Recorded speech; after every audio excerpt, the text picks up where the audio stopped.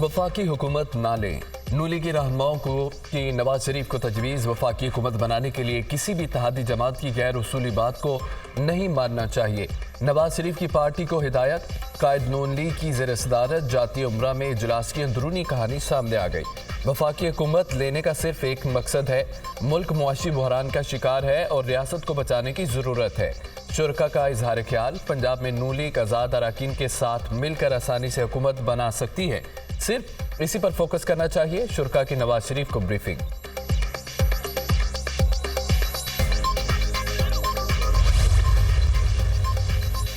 PTI का मरकज और पंजाब में अपोजिशन में बैठने का फैसला। पीटीआई रहनुमाओं की जमात इस्लामी के कायदीन से मुलाकात। तहरीक इंसाफ और जमात इस्लामी का इंतखाबी नताइज के खिलाफ मिलकर एहतजाज का फैसला।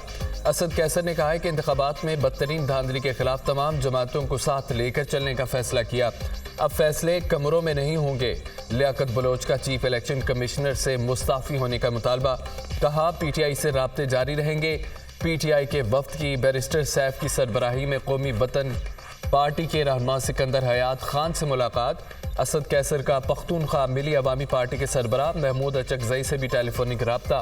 पीपल्स पार्टी रहनुमा और स्पीकर कौमी असम्बली राजा परवेज अशरफ से मलिक आमिर डोगर की सरबराही में पीटीआई वफ्द की मुलाकात। सियासी सूरत हाल पर तबादला ख्याल।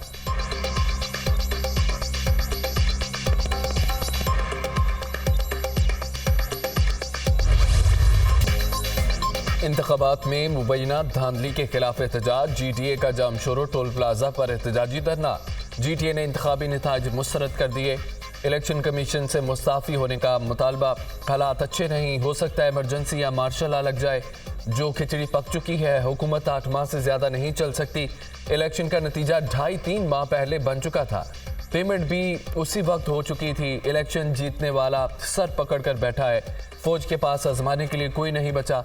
बानी पीटीआई चोर नहीं, अगर वो चोर है तो हम सब चोर हैं। फौज ना होती तो हमारे हालात फलस्तीन और गजा जैसे होते। फौज की वजह से इज्जत और सुकून से बैठे हैं। पीर पगारा का धरने से खिताब।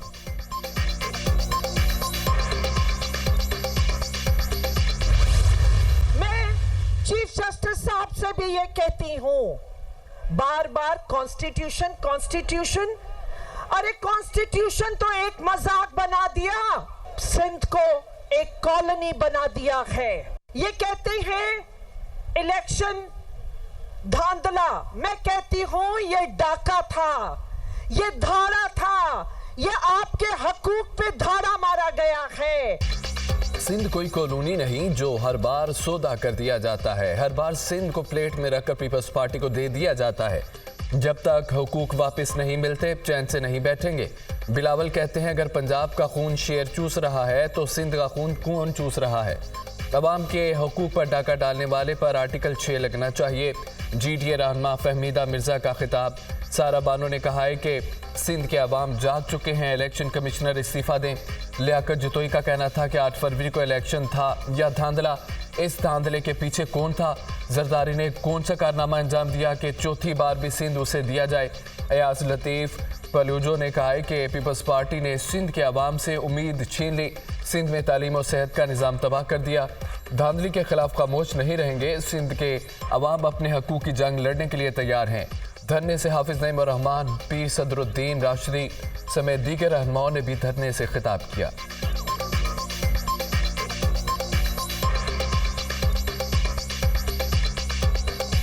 सिंध को एक नजरअंदाज शुदा ऐसी रेलवे स्टेशन बना दिया है जिस पे अब गाड़ी नहीं रुकती फैसला साजी की। 3 सूबों में हुकूमतें तब्दील होती हैं, सिंध में हुकूमत तब्दील नहीं होती। सिंध के लोगों को पकड़ के अरेस्ट करके गुम कर दिया जाता है। सिंध की बच्चियां अगवा होती हैं। सिंध के सहाफियों को कत्ल किया जाता है। हम कोई मकबूजा इलाका नहीं है। इलेक्शन में धांधली महज फ्रॉड नहीं, जमहूरियत पर हमला है। रात के अंधेरे में मैंडेट चोरी किया गया। अवाम ने 8 फरवरी को तारीखी वोट दिया जिस पर खिराज तहसीन पेश करते हैं। पीटीआई रहनुमा सलमान अकरम राजा की पार्टी उम्मीदवारों के साथ गैर मुल्की मीडिया को ब्रीफिंग। कहा एक बार फिर पाकिस्तान की आवाम की राय को रोंदा गया। अपने हलके में 1 लाख वोटों से जीत रहा था लेकिन हरा दिया गया। पीटीआई रहनुमा रऊफ हसन ने कहा है कि इंतखाबात में धांधली से मुतालिक तमाम डाटा मौजूद है। हमारे उम्मीदवारों के 177 में से 92 सीटों पर कामयाबी दी गई, 85 सीटें धांधली करके छीन ली गई।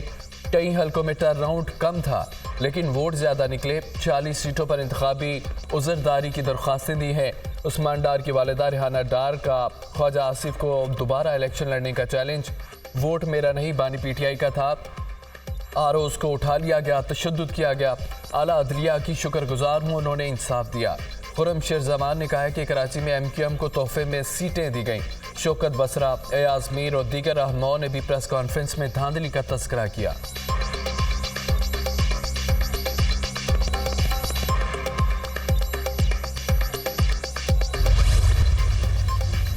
अदम एतमाद के वोट का सबसे ज्यादा फायदा फजल रहमान को मिला। पीटीएम हुकूमत में उन्हें 4 अहम वजारतें दी गईं।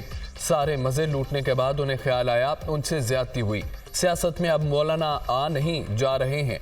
जेयूआई और पीटीआई का मिलाप बड़ी सियासी तब्दीली है। देखना है जमीयत उलमा इस्लाम और पीटीआई के वर्कर्स अब क्या करेंगे। फैसल करीम कुंडी की तनकीद।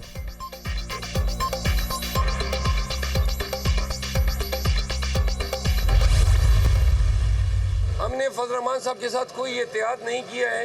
पीएमएलएन से या पीडीएम से अपने रास्ते जुदा किए हैं और अपोजिशन में बैठने को तरजीह दी है। पीपल पार्टी की ख्वाहिश थी कि वो हमारे साथ इश्तिराक में हुकूमत बनाए और अगर हम हुकूमत के बुके होते या इक़्तिदार हमें चाहिए था तो हम अभी भी बना सकते थे। खान का काज हालात हम दोनों को इकट्ठा बैठने पर मजबूर कर रहे हैं। पीपल्स पार्टी ने कोशिश की हमारे साथ मिलकर हुकूमत बनाए। बानी पीटीआई कह चुके जिन्होंने मैंडेट चोरी किया उनसे बात नहीं होगी। पीटीआई रहनुमा शेर अफजल मरवत की गुफ्तगू कौम ने हमें मुंतखब किया, अवाम के मैंडेट पर डाका डाला गया, फिर पीटीएम बनाने की कोशिश हो रही है। उनको पता है ये इलेक्शन हार चुके हैं। फॉर्म 45 पर पोलिंग एजेंट्स के दस्तखत भी मौजूद हैं। शुएब शाहीन की मीडिया टॉक।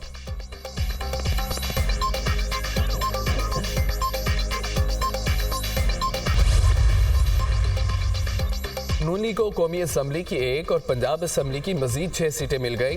NA-92 में बखर से कामयाब आज़ाद उम्मीदवार रशीद अकबर नवानी ने मुस्लिम लीग नून ज्वाइन कर ली। आज़ाद उम्मीदवार अहमद नवाज नवानी, आमिर इनायत शाहानी, राना अब्दुल मन्नान, अकबर हयात बुराज और असगर हयात हिराज नून लीग में शामिल। आज़ाद उम्मीदवारों की मरियम नवाज से मुलाकात, कायद नून लीग पर मुकम्मल एतमाद का इजहार। मरियम नवाज का कहना है कि पाकिस्तान को इंतशार नहीं इस्तेहकाम चाहिए। इंतशार का निशाना पाकिस्तान है, इदारे हैं, हमारे लिए इक़्तिदार नहीं। मुल्क और कौम की खिदमत अहम है। नवाज शरीफ पाकिस्तान को इंतशार से बचाने और मुत्तहिद करने वाली कुव्वत का नाम है। पाकिस्तान को बचाने के लिए 1 लाख बार भी सियासी मफाद कुर्बान करना पड़ा तो करेंगे। वतन पर जान भी कुर्बान है।